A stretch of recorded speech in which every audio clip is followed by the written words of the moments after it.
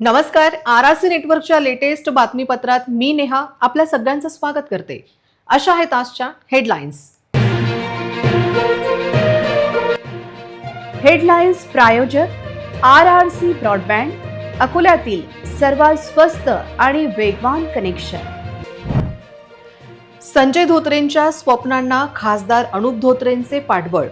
गुडदी येथे होणार केंद्रीय विद्यालय, शैक्षणिक वर्षाची पॉझिटिव्ह सुरुवात. राखीव जागेवरील विजयी उमेदवारांच्या अडचणी कायम. मनपाच्या 21 नगरसेवकांना 15 दिवसात द्यावे लागणार व्हॅलिडिटी सर्टिफिकेट. जून संपला तरी अकोल्यात दमदार पावसाची प्रतीक्षा. उमा प्रकल्प तळाला तर काटेपूर्णामध्ये केवळ 19% जलसाठा शिल्लक. याकूब पहलवान यांच्यावर शोकाकुल वातावरणात अंत्यसंस्कार. समाजातील प्रत्येक घटकांची होती अंत्यविधीला उपस्थिती. बार असोसिएशनच्या बाररूममध्ये आरआरसी ब्रॉडबँड वायफाय सेवेचा थाटात शुभारंभ. प्रमुख जिल्हा न्यायाधीशांची होती विशेष उपस्थिती. आता सविस्तर बातम्या. अकोला येथे केंद्रीय विद्यालय सुरू करण्याच्या माजी केंद्रीय राज्यमंत्री संजय धोत्रे यांच्या शैक्षणिक विकासाच्या संकल्पाला आता मूर्त स्वरूप मिळत आहे. खासदार अनुप धोत्रे यांच्या सातत्यपूर्ण प्रयत्नामुळे आणि पाठपुराव्यामुळे अकोल्यात केंद्रीय विद्यालय उभारण्याचा मार्ग आता पूर्णपणे मोकळा झाला आहे. केंद्र सरकारच्या 6 डिसेंबर 2025 रोजी झालेल्या मंत्रिमंडळ बैठकीत देशभरात 85 नवीन केंद्रीय विद्यालय सुरू करण्यास मान्यता देण्यात आली होती, ज्यामध्ये अकोला येथील विद्यालयाचा प्रामुख्याने समावेश आहे. या विद्यालयासाठी आवश्यक जमीन उपलब्ध करून देण्यासाठी खासदार अनुप धोत्रे आणि आमदार रणधीर सावरकर यांनी समन्वयातून प्रयत्न केले. त्यांच्या या प्रयत्नांना यश आले असून राज्य सरकारने मौजे गुडदी येथील गट क्रमांक 133 अ ब क मधील 2.02 हेक्टर जागा महसूल मुक्त आणि विनामूल्य कब्जे हक्काने प्रदान करण्यास मंजुरी दिली आहे. जिल्हाधिकाऱ्यांनी या जागेचा आगाऊ ताबा देण्याचे आदेश निर्गमित केल्यामुळे शाळा स्थापनेच्या कामाला गती आली आहे. केंद्रीय विद्यालयाची नवीन इमारत पूर्ण होईपर्यंत शाळा तात्पुरत्या स्वरूपात सुरू ठेवण्यासाठी केंद्रीय विद्यालय संघटन मुंबईच्या निकषानुसार सुरक्षित इमारतीची पाहणी करण्यात आली. जिल्हा परिषद माध्यमिक शाळा शहर हरिहरपेठ येथे प्राथमिक स्तरावर शाळा सुरू करण्यासाठी योग्य असल्याचे घोषित केले आहे. या इमारतीमध्ये सार्वजनिक बांधकाम विभागाच्या वतीने तातडीने दुरुस्तीची कामे हाती घेतली जाणार आहेत. यामध्ये छताचे टीन बदलणे, खोल्यांची रंगरंगोटी, स्लॅब गळती बंद करणे, मुले व मुलींसाठी स्वच्छतागृहांची दुरुस्ती, पाण्याची सोय आणि इलेक्ट्रिक जोडणी या कामांचा समावेश आहे. अकोला जिल्हाधिकाऱ्यांनी जिल्हा परिषदेच्या मुख्य कार्यकारी अधिकाऱ्यांना 1 महिन्याच्या आत ही सर्व दुरुस्तीची कामे पूर्ण करून इमारत केंद्रीय विद्यालयाकडे सुपूर्द करण्याचे आदेश दिले आहेत. अकोला महानगरपालिका सार्वत्रिक निवडणूक 2026 मधील राखीव प्रवर्गातून निवडून आलेल्या विजयी उमेदवारांसाठी निवडणूक विभागाकडून एक महत्त्वाची सूचना जारी करण्यात आली आहे. नियमानुसार राखीव जागेवरून निवडणूक जिंकलेल्या उमेदवारांना निकाल लागल्यापासून ते 6 महिन्याच्या आत जात पडताळणी समितीकडून प्रमाणित केलेले जात वैधता प्रमाणपत्र सादर करणे बंधनकारक असते. या 6 महिन्यांची मुदत येत्या 15 जुलै रोजी संपत आहे. अकोला महानगरपालिका निवडणुकीत राखीव प्रवर्गातून एकूण 37 उमेदवार विजयी झाले होते. यामध्ये अनुसूचित जातीचे 14, अनुसूचित जमातीचे 2 आणि इतर मागासवर्गीय प्रवर्गातील 21 उमेदवारांचा समावेश होता. मात्र या 37 पैकी आतापर्यंत केवळ 16 विजयी उमेदवारांनीच आपली प्रमाणपत्रे निवडणूक विभागाकडे जमा केली आहेत. यामध्ये अनुसूचित जातींमधील 6, अनुसूचित जमातीमधील 1 आणि इतर मागासवर्गीय प्रवर्गातील 9 उमेदवारांचा समावेश आहे. उर्वरित 21 विजयी उमेदवारांनी अद्याप आपले जात वैधता प्रमाणपत्र सादर केलेले नाही. निवडणूक विभागाकडून या उमेदवारांना वारंवार दूरध्वनीद्वारे संपर्क करण्यात आला असून लेखी सूचनाही पाठवण्यात आल्या आहेत. 15 जुलैपर्यंत ज्या उमेदवारांची प्रमाणपत्रे मिळणार नाहीत, अशा उमेदवारांचा सविस्तर अहवाल पुढील कायदेशीर आणि शिस्तभंग विषयक कारवाईसाठी थेट राज्य निवडणूक आयोगाकडे पाठवला जाईल, असा इशारा संबंधित अधिकाऱ्यांनी दिला आहे. सार्वत्रिक निवडणूक 2026 अंतर्गत संपन्न झालेल्या निवडणुकीतील विजयी उमेदवारांनी त्यांचे जात प्रमाणपत्र 6 महिन्याच्या कालावधीत निवडणूक विभागामध्ये सादर करणे अनिवार्य असते आणि जात पडताळणी समिती करून त्याबाबत शहानिशा करून ते प्रमाणपत्र सादर करणे क्रमप्राप्त आहे. या 15 जुलैला या 6 महिन्यांचा कालावधी पूर्ण होत असून अकोला महानगरपालिका सार्वत्रिक निवडणुकीमध्ये राखीव प्रवर्गातून, ज्यामध्ये अनुसूचित जातीमधून 14, अनुसूचित जमातीमधून 2 आणि इतर मागासवर्ग प्रवर्गातून 21 अशा एकूण 37 उमेदवारांनी निवडणूक लढवली होती. त्यामधून अद्यापपर्यंत आम्हाला अनुसूचित जातीमधील 6, अनुसूचित जमातीमधील 1 आणि इतर मागासवर्ग प्रवर्ग यामधील 9 अशा एकूण 16 विजयी उमेदवारांनी जात पडताळणी अहवाल आणि त्याबाबतचे प्रमाणपत्र निवडणूक विभागाकडे सादर केलेले आहेत. अद्यापही 21 निवडणूक जिंकलेल्या उमेदवारांनी त्यांचं जात वैधता प्रमाणपत्र सादर केलेलं नाही. त्याबाबत त्यांना वारंवार दूरध्वनीद्वारे आणि आम्ही लेखी सूचनासुद्धा निर्गमित केलेल्या आहेत. 15 जुलैपर्यंत ज्या विजयी उमेदवारांचे जात वैधता प्रमाणपत्र आम्हाला प्राप्त होणार नाही, त्या उमेदवारांबाबतचा अहवाल हा आम्ही माननीय राज्य निवडणूक आयोगाकडे पुढील कारवाईसाठी पाठवणार आहोत. निवडून आल्यानंतर 6 महिन्याच्या आत त्यांनी जात वैधता प्रमाणपत्र सादर करणं अनिवार्य आहे. ज्या विजयी उमेदवारांचं जात वैधता प्रमाणपत्र 6 महिन्याच्या कालावधीत प्राप्त होणार नाही, अशा उमेदवारांची निवड ही अवैध ठरवल्या जाते आणि त्यानुसार त्यांना महानगरपालिका सदस्य म्हणून या पदावर काम करता येत नाही. जून संपला तरी अद्याप दमदार पाऊस झाला नाही. त्यामुळे सिंचन प्रकल्पातील जलस्तरात किंचितही वाढ झाली नाही. उलट जलसाठ्याला ओहोटी लागली असून उमा मध्यम प्रकल्पातील जलसाठा तळ गाठण्याकडे आहे. काटेपूर्णा प्रकल्पातील जलसाठा 19% तर वाण प्रकल्पात 40% जलसाठा उरला आहे. ही बाब भयावह स्थिती निर्माण करणारी असून येत्या 15 दिवसात वाशिम जिल्ह्यातील मालेगाव परिसरात काही दिवसात जोरदार पाऊस झाला नाही तर अकोलेकरांवर पिण्याच्या पाण्याचे संकट येऊ शकते. गतवर्षी चांगला पाऊस झाल्यामुळे जिल्ह्यातील मोठे व मध्यम प्रकल्प ओव्हरफ्लो झाले होते. या साठ्यामुळे रब्बी हंगामही साधला गेला. सर्वच प्रकल्पातून रब्बीतील पिकांचे सिंचन होऊ शकले. दरवर्षी जूनच्या मध्याह्नानंतर पावसाला सुरुवात होऊन प्रकल्पात जलसाठा वाढतो, परंतु यावर्षी जून संपला असला तरी पावसाची कृपादृष्टी झाली नाही. त्यामुळे सिंचन प्रकल्पातील जलस्तरात थेंबही साठू शकला नाही.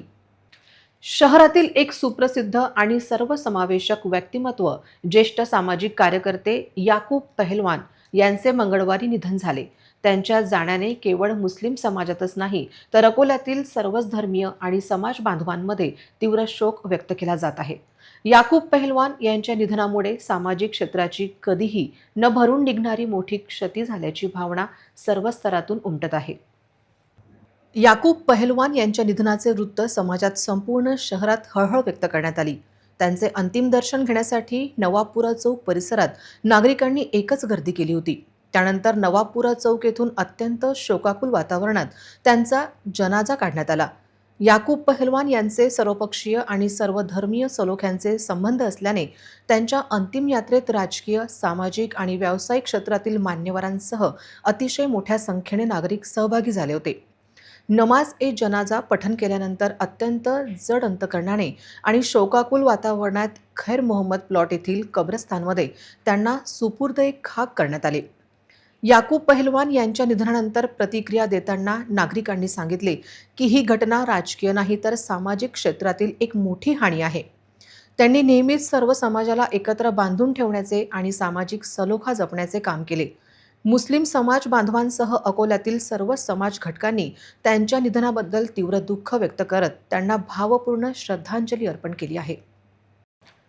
अकोला बार असोसिएशनच्या वतीने 30 जून 2026 रोजी बार असोसिएशनच्या सर्व बाररूममध्ये RRC ब्रॉडबँड उच्चगती वायफाय इंटरनेट सेवेचा शुभारंभ प्रमुख जिल्हा व सत्र न्यायाधीश श्री DP सातवलेकर यांच्या हस्ते तसेच जिल्हा न्यायाधीश द्वितीय SR पहाडे व ज्येष्ठ अधिवक्ता ॲडव्होकेट BK गांधी यांच्या प्रमुख उपस्थितीत संपन्न झाला. सध्याच्या डिजिटल युगात अधिवक्त्यांना न्यायालयीन कामकाज अधिक गतिमान, कार्यक्षम व तांत्रिकदृष्ट्या सक्षम पद्धतीने पार पाडता यावे, ऑनलाईन फायदे, न्यायनिर्णय, ई-फायलिंग, संशोधन तसेच इतर इंटरनेट आधारित सुविधांचा सजग लाभ घेता यावा या उद्देशाने बार असोसिएशनच्या सर्व बार रूममध्ये ही सुविधा निःशुल्क उपलब्ध करून देण्यात आली आहे.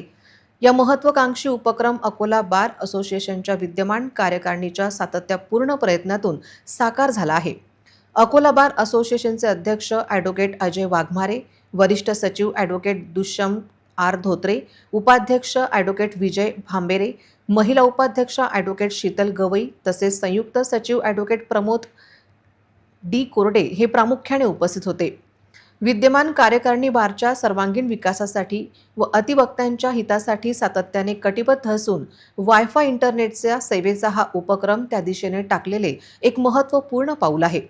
इंटरनेट क्रांतीच्या या युगात ही सुविधा अधिवक्त्यांच्या ज्ञानवृद्धीस, कायदेशीर संशोधनास, डिजिटल न्यायप्रणालीचा प्रभावी वापर करण्यास तसेच बार असोसिएशनला आधुनिक व तंत्रज्ञान स्नेही संस्थेच्या दिशेने नेण्यास निश्चितच मोलाची ठरेल, असा विश्वास यावेळी व्यक्त करण्यात आला.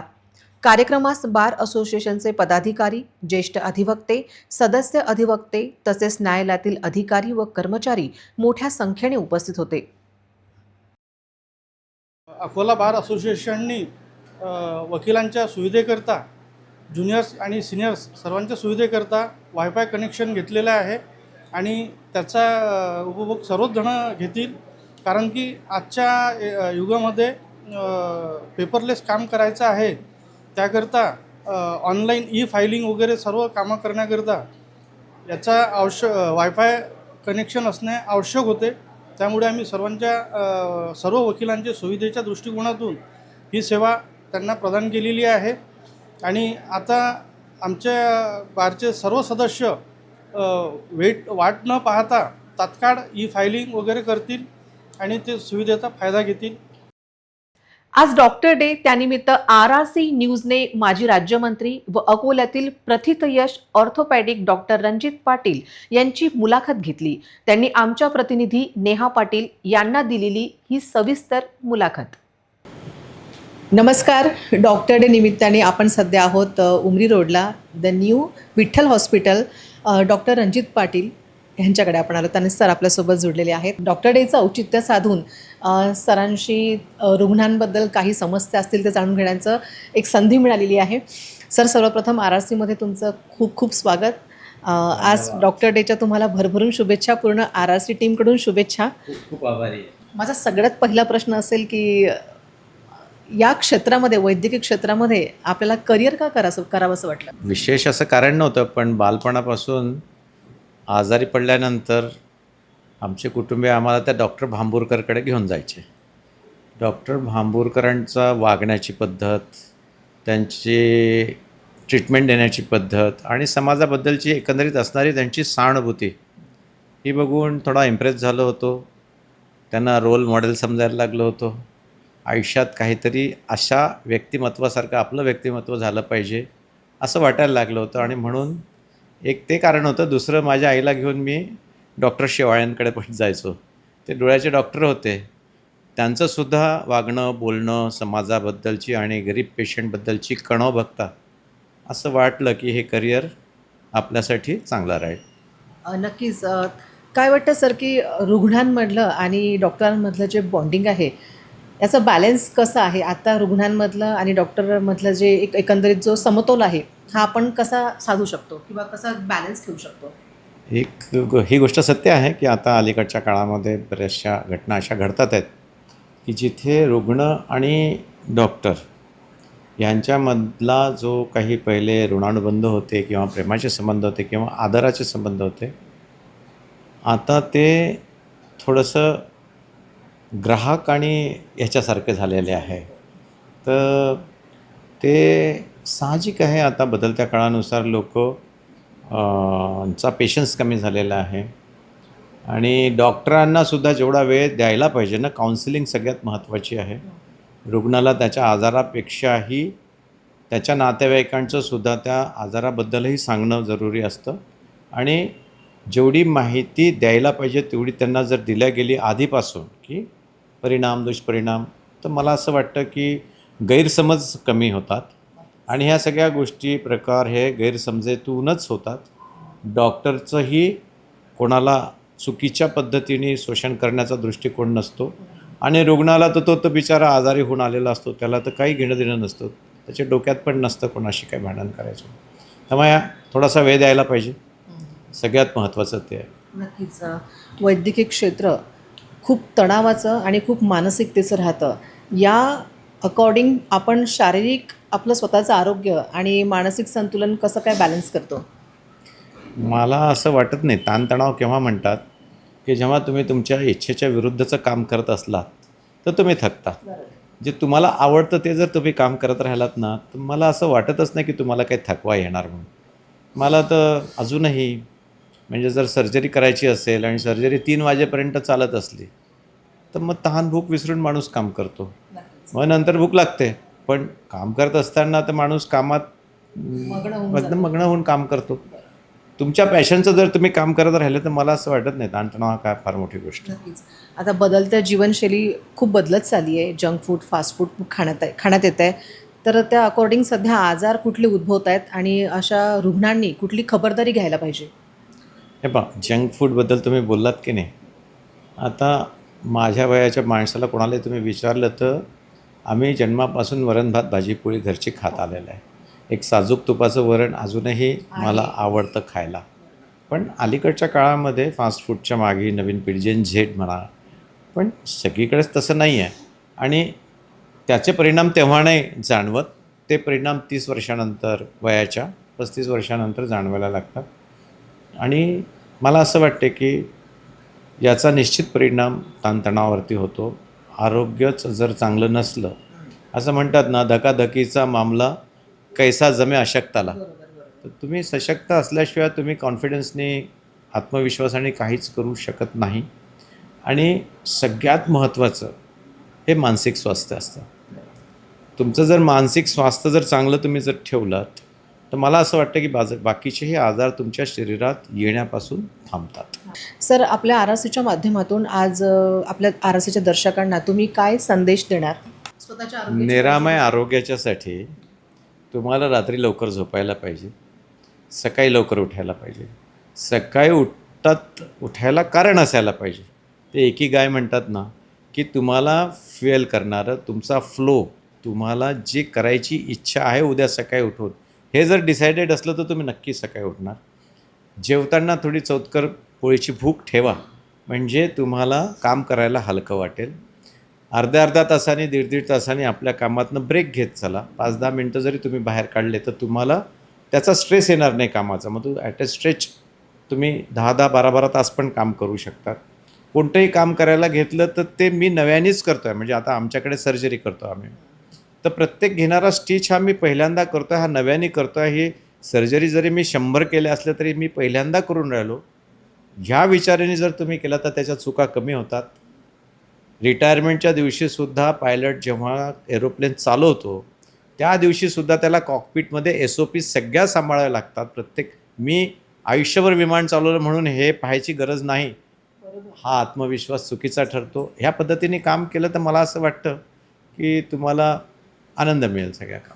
नक्कीच. हा आहे रुग्ण आणि डॉक्टरांमधला समतोल, जे सरांनी आता अतिशय सोप्या आणि सुंदर भाषेत आपल्या आरसीच्या सगळ्या दर्शकांना समजून सांगितलं आहे. आणि डॉक्टर डेच्या निमित्ताने औचित्य साधून आज डॉक्टर रणजित पाटील यांच्याशी आपला संवाद साधलेला आहे.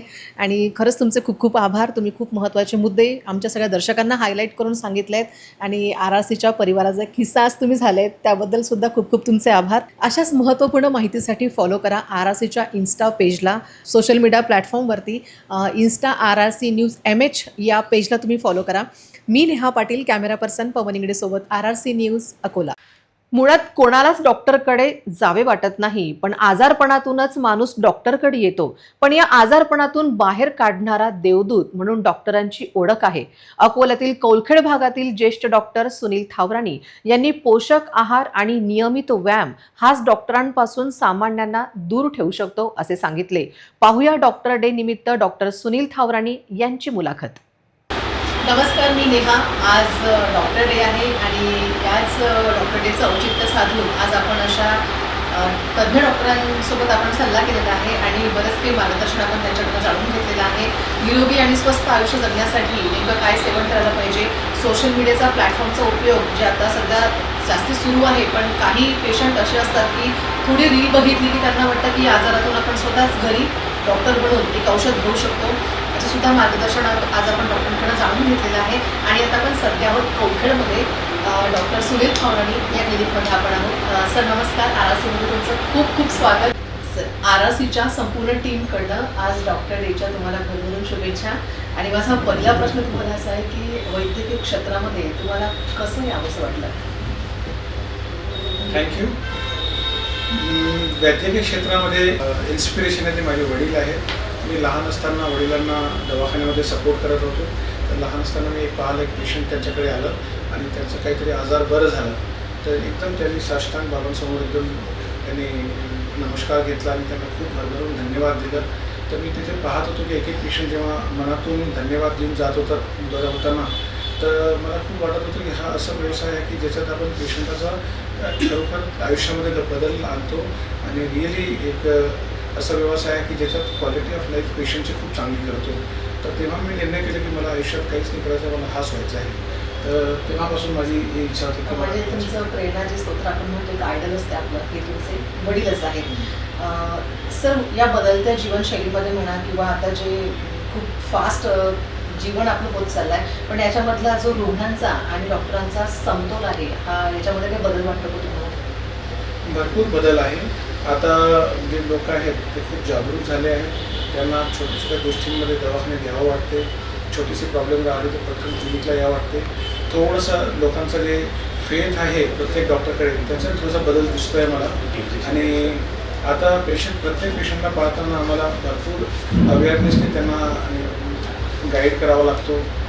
त्यांना भरपूर काउन्सिलिंग करावी लागते आणि त्यांची क्वालिटी ऑफ लाईफ अफेक्ट होत आहे आणि त्याचा ओव्हरऑल परिणाम हेल्थ फॅटर्निटीवर दिसते. नक्कीच 24 आवर्स तुम्ही अगदी सतर्क असता, पेशंटच्या सेवेत तत्पर असता. इमर्जन्सी केसेस जरी आले तर तुम्हाला सगळं सोडून यावं लागतं, कारण की सेवाच तुमचं खूप मोठं मंत्र आहे.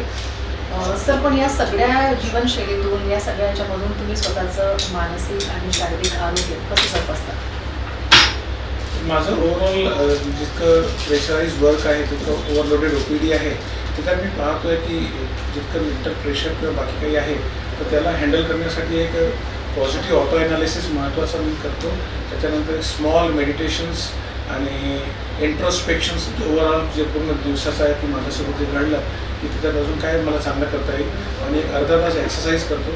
त्याच्यानंतर मी थोडंसं हेल्दी डाएट आणि हेल्दी फूड खाण्याचा प्रयत्न करतो. नक्कीच. ज्या परीने आपली जीवनशैली बदलते तर लोकांचा कल खूप फास्ट फूडकडे गेलेला आहे. Junk food, fast food, even लहान लहान मुलांपासून तर वयोवृद्धांपर्यंत लगेच जो पिझ्झा वगैरे ऑर्डर केलं जातं. पण बदलते जीवनशैली आणि येणारे हे आजार याचा बॅलन्स आणि याची खबरदारी पेशंटनी कशी घ्यायला पाहिजे? मला असं वाटतं की प्रत्येक पेशंटने जसं सुरुवातपासूनच स्वतःच्या मुलांना किंवा परिवाराला त्याच्याबद्दल अवेअरनेस त्याचे जसे करून द्यायला पाहिजे की हे जे फूड आहे ओव्हरऑल हेल्थसाठी चांगलं नाही आहे. तर प्रत्येक परिवारामध्ये जसं फास्ट फूड आहे की 1 day cheat day in a week असं करायला पाहिजे की तुम्ही 6 दिवस हेल्दी फूड घ्या आणि 1 डे तुम्हाला आवडतं फास्ट फूड आहे ते घ्या. असं तुम्ही बॅलन्स केलं तर तुम्हाला ते फास्ट फूडची जे ओव्हरऑल जे त्याची जी इंटरेस्ट आहे तेही खूप जास्त अट्रॅक्ट करणार नाही आणि त्याच्यापासून तुम्ही दूर राहणार नाही आणि तुमची हेल्थही बॅलन्स राहील. 1 डे तुम्ही वीकली घेतलं तर तेवढं तुमच्या हेल्थला ते अफेक्ट करणार नाही. नक्कीच. आज डॉक्टर डेच्या निमित्ताने आपल्या RRCच्या सगळ्या दर्शकांना तुम्ही काय लाख मोलाचा सल्ला द्याल? माझा ओव्हरऑल जे सल्ला हा राहील की जसं जसं आम्हाला फॅसिलिटीज आणि ओव्हरऑल जसं 25 वर्षाआधी जे लाईफ होतं आणि आजचं जे लाईफ आहे ते खूप जास्त ॲडव्हान्स झालेलं आहे, खूप चांगलं झालं आहे. खूप बेस्ट फॅसिलिटीज आमच्याकडे अवेलेबल आहेत. तर ओव्हरऑल एक बॅलन्स करून की best diet, healthy diet, regular exercise, त्याच्यानंतर स्वतःसाठी थोडा वेळ काढून आउटिंग करणं, रेग्युलर एक्सरसाइज करणं, फ्रेंड्ससोबत थोडा वेळ घातलं आणि स्वतःची लाईफ प्रत्येक वेळेला एन्जॉय करणं हा एक त्याच्यासाठी मेसेज आहे की प्रत्येकाने प्रत्येकाची लाईफ खूप बेस्ट जगावं आणि प्रत्येकाची लाईफ बेस्ट करावं. नक्कीच. निरोगी आयुष्य जगायचं असेल, स्वस्थ आयुष्य जगायचं असेल तर त्यासाठी तुम्हाला निरोगी राहणं खूप जास्ती गरजेचं आहे. आणि आत्ताच आपल्याला डॉक्टर सुनील थावराणी यांनी लाख मोलाचा सल्ला दिलेला आहे की तुम्हाला डाएट काय खायला पाहिजे, कुठल्या गोष्टींवरती विश्वास ठेवायला पाहिजे, सोशल मीडिया प्लॅटफॉर्म कुठपर्यंत यूज करायला पाहिजे, कुठलाही आजार किरकोळ असो किंवा मोठा असो त्याच्यासाठी तुम्हाला डॉक्टरांचा सल्ला घेणे खूपच आवश्यक आहे. Thank you so much sir. आरआरसीच्या कुटुंबाचा श्री भाग झाला आहे. परिवारामध्ये तुमचं खूप खूप स्वागत आहे आणि खूप खूप आभार की आमच्या आरआरसीच्या सगळ्या दर्शकांना तुम्ही खूप चांगला संदेश दिलेला आहे. मी नेहा पाटील, कॅमेरा पर्सन सोबत आरआरसी न्यूज. वाशिम जिल्ह्यातील रिठत ते अटकाडी मार्गावरील पुलाचे बांधकाम अनेक महिन्यांपासून अर्धवट पडले आहे. यामुळे या मार्गावरून प्रवास करणाऱ्यांना, नागरिकांना आणि शालेय विद्यार्थ्यांना 10 किलोमीटर फिरून ये-जा करावी लागत आहे. त्यामुळे संबंधित विभागाने तातडीने याकडे लक्ष देऊन पुलाचे काम करण्यात यावे अशी मागणी होत आहे. जिल्ह्यातील रिठड ते अटकाडी मार्गावरील पुलाचे काम गेल्या अनेक महिन्यांपासून अर्धवट अवस्थेत असल्याने नागरिकांसह शालेय विद्यार्थ्यांना मनस्ताप सहन करावा लागत आहे. पुलाचे बांधकाम रखडल्यामुळे या मार्गावरील वाहतूक विस्कळीत झाली असून शाळेच्या बसही रस्त्यावरून धावत नाही. त्यामुळे विद्यार्थ्यांना दररोज 10 किलोमीटरचे अतिरिक्त अंतर पार करून शाळेत जावे लागत आहे. त्यामुळे विद्यार्थ्यांचा वेळ व आर्थिक खर्च वाढला असून पालकांनाही मोठा त्रास सहन करावा लागत आहे. तसेच येवती, रिठड, अटकडी आणि रिसोड या भागातील दैनंदिन वाहतुकीवरही याचा परिणाम झाला आहे.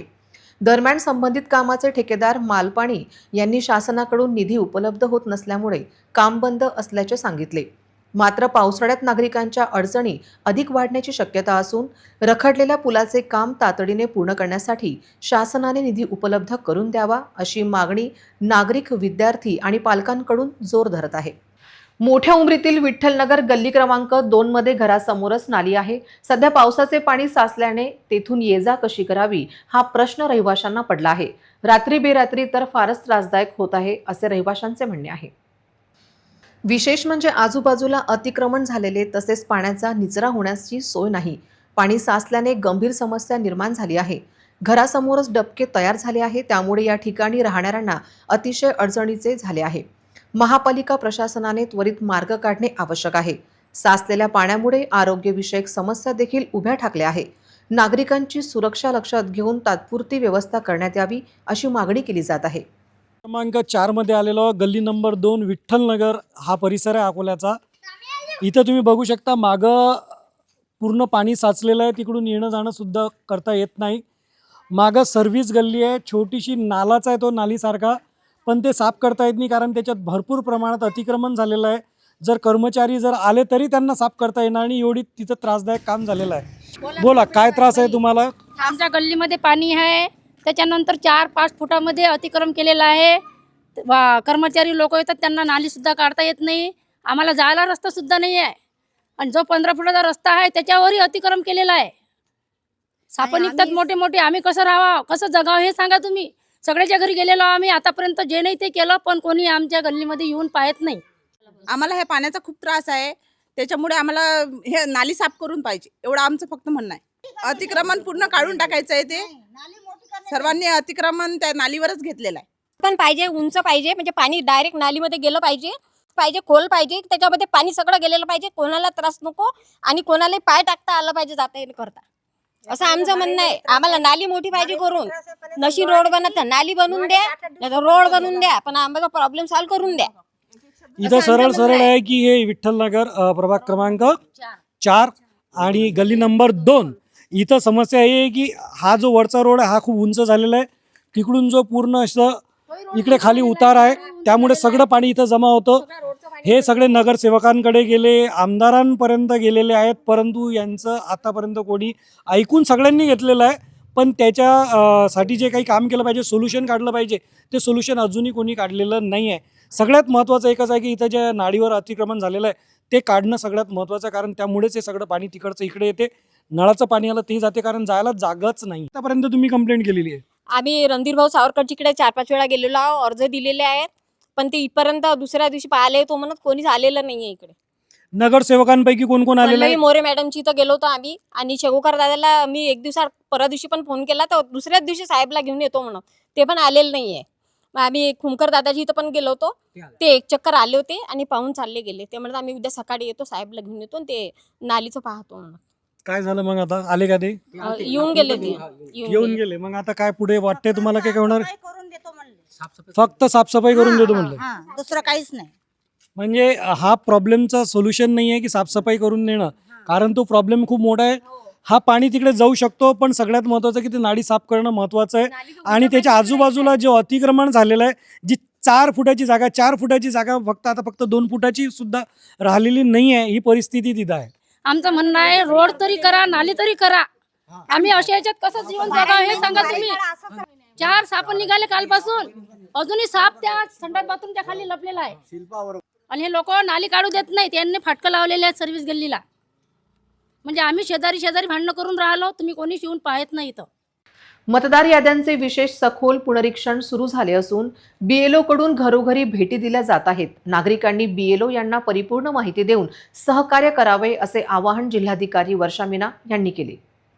भारत निवडणूक आयोगातर्फे मतदार याद्यांचे विशेष सखोल पुनरीक्षण सुरू करण्यात आले आहे. त्या अनुषंगाने नागरिकांनी सहकार्य करण्याचे आवाहन जिल्हाधिकाऱ्यांनी केले आहे. या अनुषंगाने सर्व विभाग प्रमुखांची बैठक घेऊन जिल्हाधिकाऱ्यांनी कामकाजाचा आढावाही घेतला. जिल्हा परिषद मुख्य कार्यकारी अधिकारी अनय नावंदर, उपजिल्हा निवडणूक अधिकारी महेश परंडेकर आदी उपस्थित होते. जिल्ह्यात 1 ते 29 जुलै 2026 या कालावधीत मतदान केंद्रस्तरीय अधिकारी घरोघरी भेट देत आहेत. यावेळी बीएलओ अधिकाऱ्यांकडून देण्यात येणाऱ्या गणनापत्रात नागरिकांनी आपली अचूक माहिती भरून फॉर्म त्यांच्याकडे जमा करावा. हा फॉर्म जलद भरून होतो, त्यामुळे सर्वांनी मतदान केंद्रस्तरीय अधिकाऱ्यांना सहकार्य करावे असे आवाहन जिल्हाधिकाऱ्यांनी यावेळी केले. मतदान केंद्रस्तरीय अधिकाऱ्यांकडून नागरिकांना आवश्यक माहिती दिली जाईल.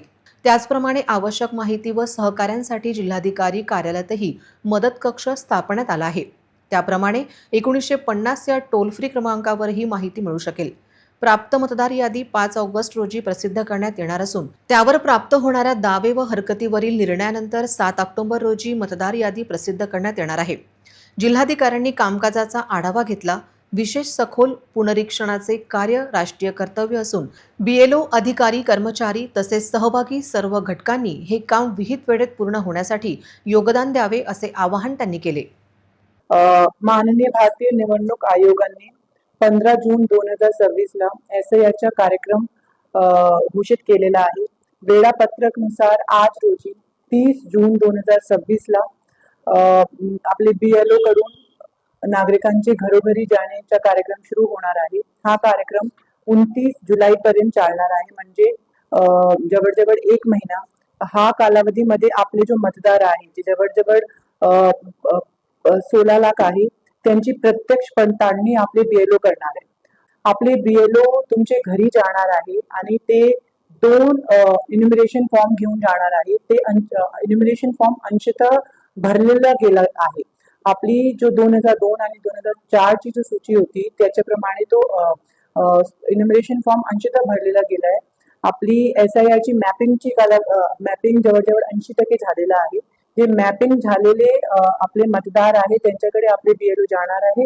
तुम्हाला सगळ्यांना आवाहन केलं जाते की जेव्हा तुमच्याकडे BLO येत आहे, कृपया करून तुमच्या द्वार उघडा, त्यांना वेळ द्या. हा जो फॉर्म आहे भरायला जास्त वेळ लागत नाही, हार्डली 5 मिनिट लागणार आहे. एक फॉर्म भरलेला फॉर्म तुम्हाला दिला जाणार आहे, दुसरा भरलेला फॉर्म आपले BLO स्वतःकडे ठेवणार आहे. घरी जाऊन किंवा ऑफिसमध्ये जाऊन आपला BLO हा फॉर्मची डिजिटायझेशन करणार आहे. तुमच्या एक नागरिक म्हणून हा ड्युटी आहे की तुम्हाला सगळे BLOsला सहकार्य करायचे. त्याच्यासाठी वापरली जाणारी ऑनलाईन जो प्लॅटफॉर्म्स आहात ते आहे ECI नेट ॲप आणि voters.eci.government.in हा वेबसाईट आहे. आपले कलेक्टर ऑफिसमध्ये एक हेल्प डेस्क केलेला आहे. हा जो मी बसलेली आहे हे एक हेल्प डेस्क आहे. येथे आमचे 2 कर्मचारी बसतात. तुम्हाला काही अडचण असेल तुम्ही येथे येऊन त्यांच्याकडून संपर्क साधू शकतात. आम्ही एक टोल फ्री नंबर केलेला आहे 1950. तिथे कॉल करून तुम्ही माहिती घेऊ शकतात. तुमचे जो BLO आहे त्यांना तुम्ही कॉल करू शकतात आणि त्यांच्यासोबत तुमच्या जो टाइम प्रमाणे की तुम्ही कधी अवेलेबल आहे किंवा दुसरे काही फोटोबद्दल काही माहिती असेल तुम्ही देऊ शकता. जे लोक आपल्याला भेटले नाही, सापडले नाही काही कारणमुळे, असे पण आपल्याकडे मतदार आहे आपली यादीमध्ये. अनमॅप्ड झाले जो आहे त्यांची आम्ही त्याच्या काय कारणमुळे अनमॅप झाला हा पण आपले बीएलओला काम करायचे. अकोट दर्यापूर मार्गावरील रंभापूर फाट्याजवळ नव्याने सुरू असलेल्या रस्ते बांधकामाची पहिल्याच पावसात पोलखोल झाली आहे. पावसाच्या पाण्यामुळे रस्त्याचा काही भाग खचल्याने या मार्गावर वाहतूक कोंडी निर्माण झाली आहे. वाहन चालक व प्रवाशांना प्रचंड मनस्ताप सहन करावा लागत आहे. लाखो रुपये खर्चून सुरू असलेल्या या कामाच्या गुणवत्तेबाबत नागरिकांनी तीव्र संताप व्यक्त केला आहे. रंभापूर फाट्यापासून अकोटपर्यंतच्या रस्त्याचे बांधकाम गेल्या अनेक महिन्यांपासून सुरू आहे. मात्र कामाचा वेग अत्यंत संथ असल्याने नागरिक आधीच त्रस्त आहेत. त्यातच नव्याने तयार करण्यात आलेला रस्ता पहिल्याच पावसात खचल्याने कामाच्या दर्जावर प्रश्नचिन्ह निर्माण झाले आहे. रस्ता खचून उखडलेला भाग आणि साचलेले पाणी यामुळे अपघाताचा धोका वाढला असून वाहन चालकांना जीव मुठीत धरून जावे लागत आहे. स्थानिक नागरिकांच्या मते रस्ते बांधकामात निकृष्ट दर्जाचे साहित्य वापरण्यात आले असून कामात आवश्यक तांत्रिक निकषांचे पालन करण्यात आलेले नाही. त्यामुळे पावसाचे पाणी साचून रस्त्याची माती वाहून गेली आणि रस्ता खचल्याची परिस्थिती निर्माण झाली आहे. पहिल्याच पावसात रस्त्याची अशी अवस्था झाल्याने सार्वजनिक निधीचा अपव्यय झाल्याचा आरोपही नागरिकांनी केला आहे. रस्ता खचल्यामुळे एका बाजूने वाहतूक सुरू ठेवावी लागत असल्याने दिवसभर वाहनांच्या लांबच लांब रांगा लागल्या होत्या. विशेषतः शेतकरी, व्यापारी, विद्यार्थी आणि रोजंदारीवर कामासाठी जाणाऱ्या नागरिकांना याचा मोठा फटका बसत आहे. अनेक वाहन चालकांनी संबंधित विभाग आणि कंत्राटदाराविरोधात संताप व्यक्त केला. पुन्हा एक नजर टाकूया आजच्या प्रमुख घडामोडींवर. हेडलाईन्स प्रायोजक RRC ब्रॉडबँड, अकोल्यातील सर्वात स्वस्त आणि वेगवान कनेक्शन. संजय धोत्रेंच्या स्वप्नांना खासदार अनुप धोत्रेंचे पाठबळ. गुडदी येथे होणार केंद्रीय विद्यालय, शैक्षणिक वर्षाची पॉझिटिव्ह सुरुवात. राखीव जागेवरील विजयी उमेदवारांच्या अडचणी कायम. मनपाच्या 21 नगरसेवकांना 15 दिवसात द्यावे लागणार व्हॅलिडिटी सर्टिफिकेट. जून संपला तरी अकोल्यात दमदार पावसाची प्रतीक्षा. उमा प्रकल्प तळाला तर काटेपूर्णामध्ये केवळ 19% जलसाठा शिल्लक. याकूब पहलवान यांच्यावर शोकाकुल वातावरणात अंत्यसंस्कार. समाजातील प्रत्येक घटकांची होती अंत्यविधीला उपस्थिती. बार असोसिएशनच्या बाररूममध्ये RRC ब्रॉडबँड वायफाय सेवेचा थाटात शुभारंभ. प्रमुख जिल्हा न्यायाधीशांची होती विशेष उपस्थिती. बातम्यांसाठी तुम्ही पाहत रहा RRC news. 2,48,000 दर्शकांनी RRC YouTube channel हे सबस्क्राईब केले आहे. तेव्हा तुम्ही कसली वाट पाहत आहात? तुम्ही पण सबस्क्राईब करा आणि बेल आयकॉन क्लिक करत RRCच्या बातम्या निरंतर पहा. तुमच्या मोबाईलवर नोटिफिकेशन मिळवण्यासाठी सबस्क्राईब करा RRCचे हे यूट्यूब चॅनल. लाईक आणि फॉरवर्ड करा RRC डिजिटल अकोलाचे हे न्यूज बुलेटिन. पुन्हा भेटूया लेटेस्ट बातम्यांसह नवीन बातमीपत्रात. तोवर नमस्कार.